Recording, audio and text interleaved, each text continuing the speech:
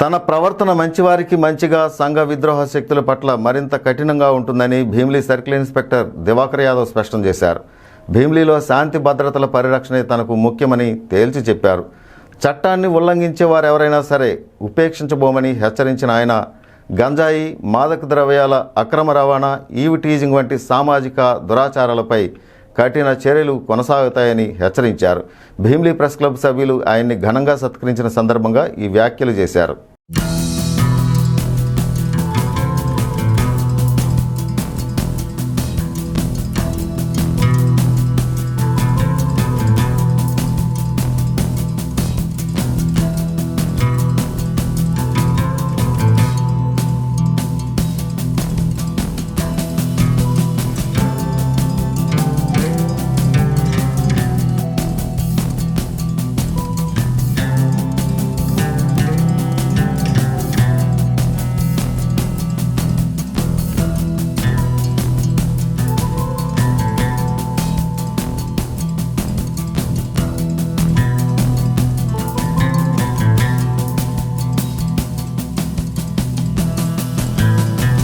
Bheemili circle ఇన్స్పెక్టర్గా బాధ్యతలు స్వీకరించిన ఆయన ప్రజలకు భరోసా కల్పించేలా తన కార్యాచరణ ఉంటుందని సిఐ దివాకర్ యాదవ్ స్పష్టం చేశారు.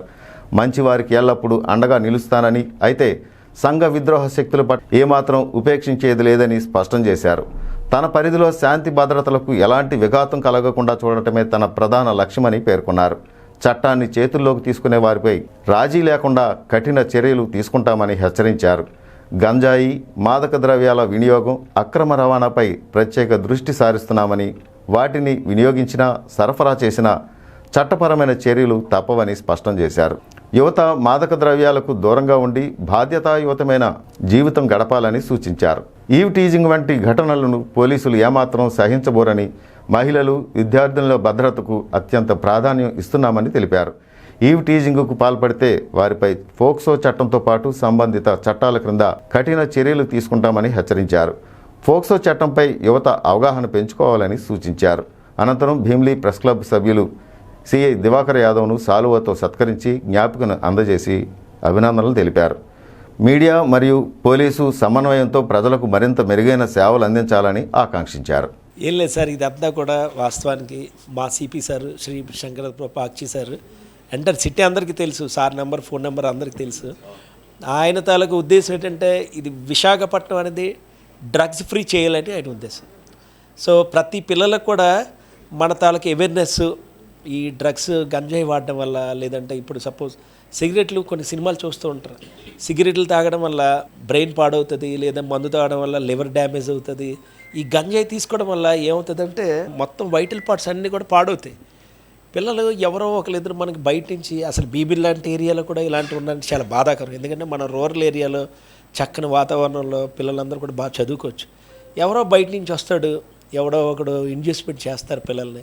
సో దీన్ని మనం ఏం చేయాలంటే పిల్లలకి కాస్త అవగాహన. అలాగే పోక్సో చట్టాలు ఉంటాయి. 18 సంవత్సరాలు బాలబాలికలు ఉంటారు, వాళ్ళకి తెలియదు, ఏదో సినిమా చూస్తారు. ఇప్పుడు సపోజ్ ఇంటర్మీడియట్ ఫస్ట్ ఇయర్ అమ్మాయి ఉంటుంది, ఆ అమ్మాయి వయసు 16-17 సంవత్సరాలు ఉంటుంది. అబ్బాయికి తెలియదు, బయటికి వెళ్ళిపోదాం, పెళ్లి చేసుకుందాం అనుకుని వెళ్ళిపోతున్నారు.